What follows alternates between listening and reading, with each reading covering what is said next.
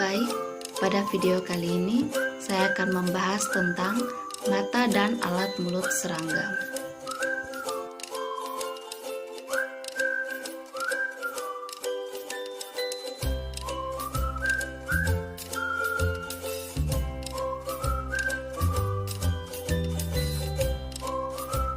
Mata serangga memiliki dua jenis, yaitu mata tunggal dan mata majemuk.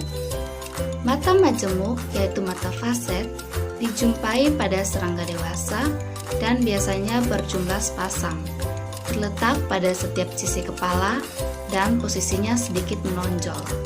Mata majemuk serangga dipergunakan untuk menangkap kesan bayangan atau citra. Mata majemuk bekerja lebih baik dalam mendeteksi benda-benda sesaran yang bergerak dengan cepat. Mata majemuk atau yang biasa disebut mata faset ini terdiri dari dua buah bangunan yang besar, halus, dan mengkilap, terletak pada kedua sisi kepala. Bentuknya cembung, bulat, dan lonjong. Mata majemuk terdiri atas sejumlah mata faset yang disebut omatidium yang masing-masing memiliki kornea sendiri-sendiri. Omatidium merupakan bagian dari mata majemuk yang memiliki lensa iris yang terdiri dari 3 daerah, yaitu iris bawah, matriks iris, dan iris atas. Yang berikutnya kerucut kristalin yang tembus cahaya sebagai penyangga. Yang berikutnya bagian sel reseptor yang memiliki pigmen fotoreseptor serta sel sensori sebagai penglihatan yang peka terhadap cahaya. Yang berikutnya sel-sel yang mengandung pigmen yang memisahkan omatidia satu dengan omatidia yang lainnya. Yang berikutnya bagian rabdon. Bagian rabdon ini yaitu bagian yang menjerat cahaya dan memandunya ke sel reseptor. Yang berikutnya bagian akson, yaitu sebagai bundel syaraf yang meneruskan gambar terlihat ke otak. Bagian luar dari tiap omatidium terdapat lensa yang disebut kornea. Permukaan depan lensa merupakan satu faset mata majemuk. Setiap omatidium akan menyumbangkan informasi penglihatan dari satu daerah objek yang berbeda-beda. Semua informasi dari setiap omatidium kemudian akan digabungkan dalam bentuk bayangan mosaik yang menyusun seluruh pandangan serangga. Yang berikutnya yaitu mata tunggal. Mata tunggal atau biasa disebut dengan ocellus dapat dijumpai pada larva, nimfa, dan serangga dewasa. Fungsi ocellus adalah menanggapi perubahan intensitas cahaya dengan cara merangsang serangga untuk meningkatkan atau mengurangi aktivitasnya. Rangsang cahaya yang jatuh di ocellus membuat serangga yang sedang berjalan atau terbang menjadi lebih cepat.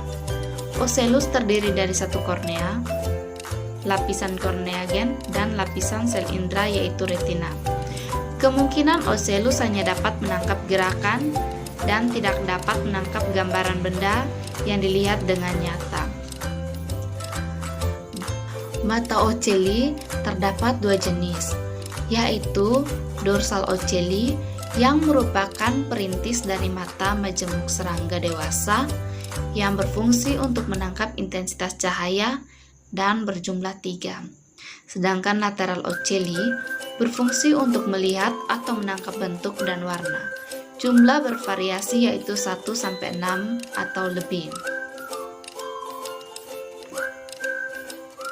Pada mata ocelli dibentuk oleh lapisan kutikula yang mengeras dan transparan.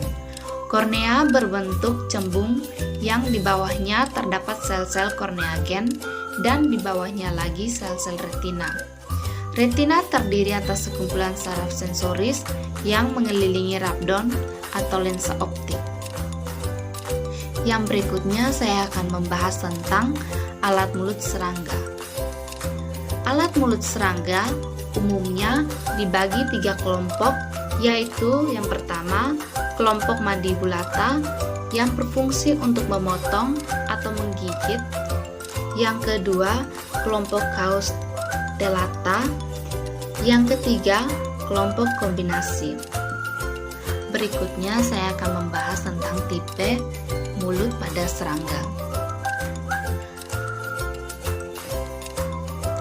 Yang pertama, tipe mulut menggigit mengunyah, yaitu masuk dalam kelompok Mandibulata.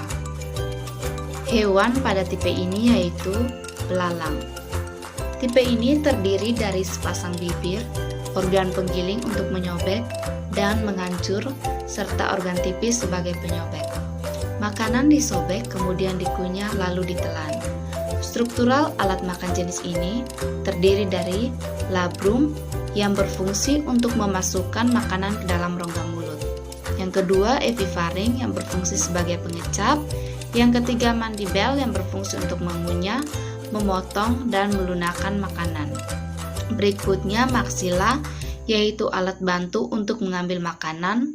Yang berikutnya, labium yang berfungsi untuk menutup atau membuka mulut. Tipe yang kedua yaitu tipe menusuk mengisap. Tipe ini masuk dalam kelompok Hauselata. Contoh hewan pada tipe ini yaitu kepik dan nyamuk. Alat mulut yang paling menonjol yaitu labium yang berfungsi